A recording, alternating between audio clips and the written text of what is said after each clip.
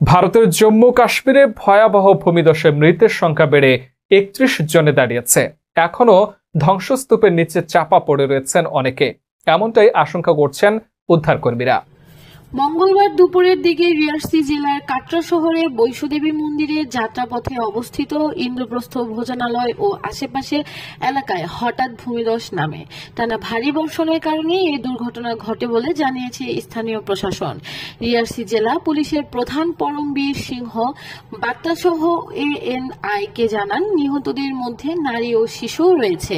এছাড়া গুরুতর আহত অবস্থায় 23 জনকে উদ্ধার করে স্থানীয় কমিউনিটি হেলথ কেয়ার CHC হাসপাতালে ভর্তি করা হয়েছে। ভূমিধসের খবর ছড়িয়ে পড়তেই দ্রুত উদ্ধার অভিযানের নামে মন্দির কমিটি ও নিরাপত্তা বাহিনী। পরে এতে যুক্ত হয় ভারতের জাতীয় দুর্যোগ মোকাবেলা বাহিনী NDRF ও আধা সামরিক বাহিনীর CRPF সদস্যরা।